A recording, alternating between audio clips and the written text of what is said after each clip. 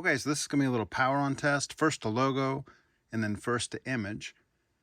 Both these projectors, the Epson LS12000 and the JVC RS21, are fed off a Denon X6700H. The HDMI is just split between the two projectors. So when I hit power on both of them at the same time, we should be able to see which one comes up first, and then we'll do some other testing with like HDMI lock times and screen uniformity and so forth like that. That will be the content of this video. So first things first. We're going to start them up at the same time. They've both been off for a full day, so hopefully they fire up correctly so I can show you what it is with like a cold boot. 3, 2, 1. Okay, lens cap is open on the Epson. JVC is powering up. I'm going to flip over to the screen. Epson's the logo. Turn off the light.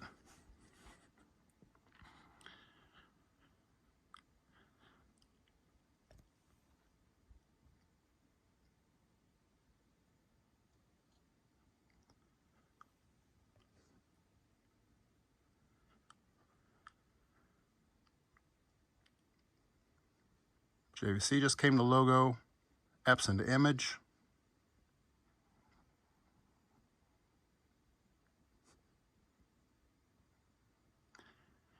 JVC to image. So JVC uses a phosphor disc of some sort in order to make white, and for the first few minutes that a JVC is on, at least these new laser projectors, it's not quite pure white, and it becomes pure white after about 5 or 10 minutes. So let me show you here. This is still the same instance. They've been off for 24 hours. I just turned them on. I want to go to my playlist here, sorry. And I got just a pure white screen demo.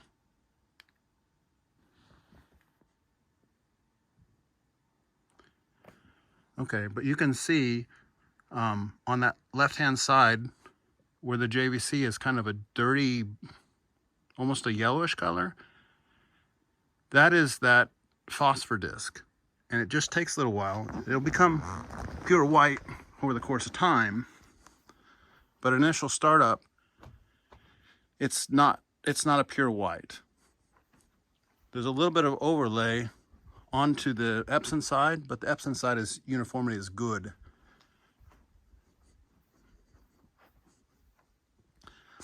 This is not unique to my particular sample of JVC. It's all lasers with JVC. Like I say, it goes away, but for about the first 10 minutes, you're gonna have that first 5 or 10 minutes. Now I want to talk a little bit about sync times. There is a significant difference in sync times. Both of them are not good. The JVC is better than the Epson for sync times. So let's just do a little bit of clicking around in here. This is going to switch between some SDR and some HDR content. And you're going to see the JVC syncs with the processor faster than the Epson.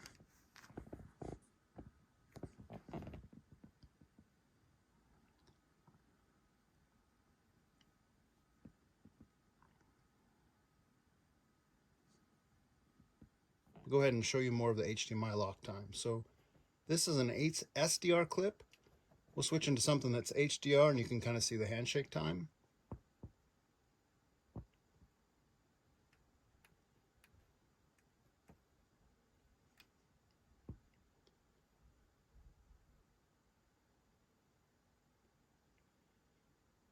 By the way, in case it's not clear from the beginning of the video with the logos, the right side is the JVC RS2100 and the left side is the Epson LS12000. Okay, so we're back at the home screen again. The home screen is in SDR, and I'll show you that here under my Apple 4K TV. That's the source, and it is in SDR. So all the menus will be in SDR. To switch to a HDR video, it has to change the color space and the frame rate and all that kind of thing. So let me go to a video here, and we'll show the sync time once more. You can see that JVC loads up on the ad, and now the Epson loads up on the ad. And I don't know if this ad's in SDR or HDR, but if it's not in the content that the source media is in for the next clip, you'll have to have that handshake time again.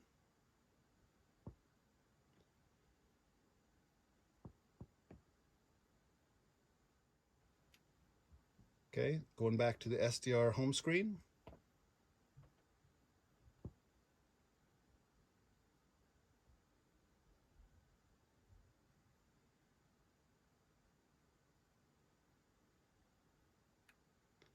The Epson came back a little bit faster that time, but I don't think that's traditional. Usually I find that the JVC is a little faster on the handshakes. So there will be probably some exceptions based on what the previous content was to what the new content is. Here's another HDR clip.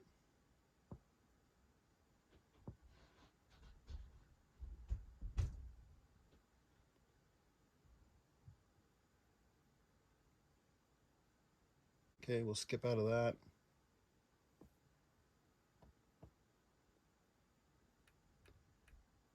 We'll just go to a SDR clip.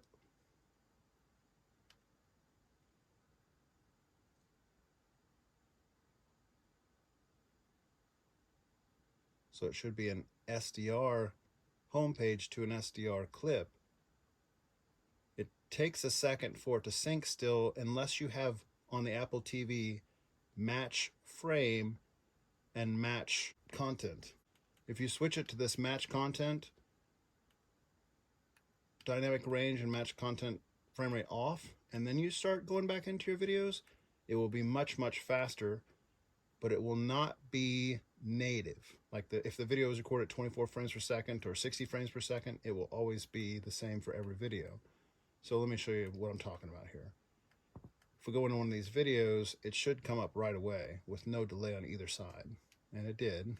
So we'll try another one.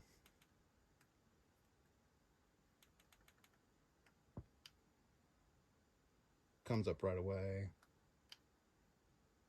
Comes up right away. So some people prefer to have this be their way of usage because it's just instant and you don't have to wait for anything to populate. But you would have a 3-2 pull down jetter, so if that bothers you, then you might want to have it match.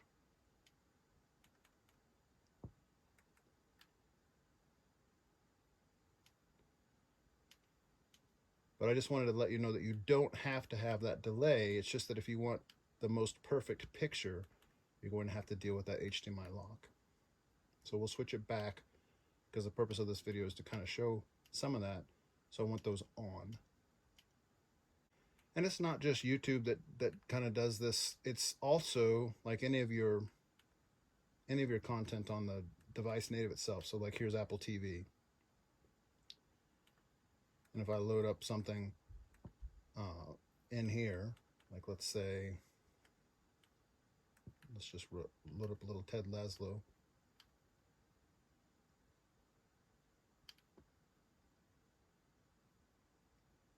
You're going to have those same HDMI lock times.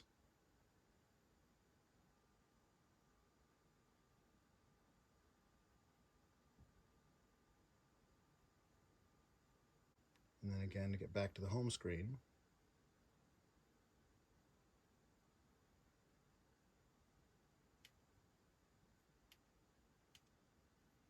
and the same thing for Prime.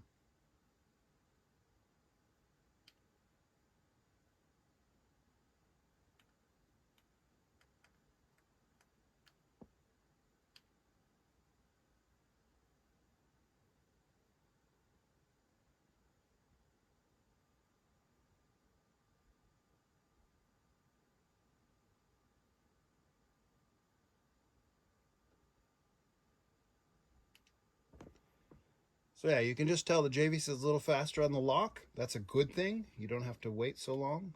Let's see now. We've been doing this for 10 or 15 minutes. Let's see if the whites are now clear from that phosphor disc on the JVC. So I'll go back to YouTube and we'll open up that just white screen test.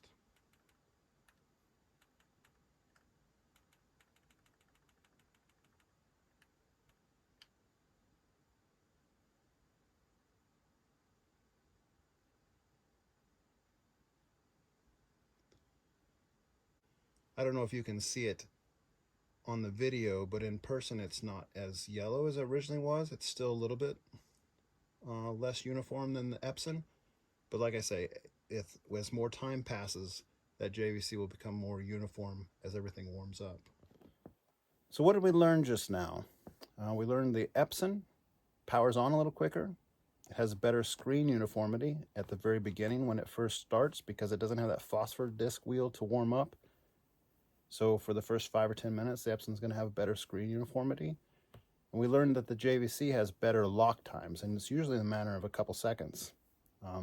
So if you're flipping through a lot of YouTube videos and you want the match frame rate and match content type turned on for the best native picture, then the Epson is a little slower than the JVC for your daily driving functionality. I think the Epson's probably somewhere in the neighborhood of 8 seconds or something as just kind of a casual guess. Flipping between HDR and SDR, and the JVC might be 3 less than that, like 5 seconds or so. Just kind of in general use experience over the last 6 months for the Epson and a year for the JVC. Just continuing this series of videos to kind of help you understand the differences in these projectors. They both have different weaknesses and strengths, and hopefully we're showcasing those things in an informative way that can help you make a purchasing decision.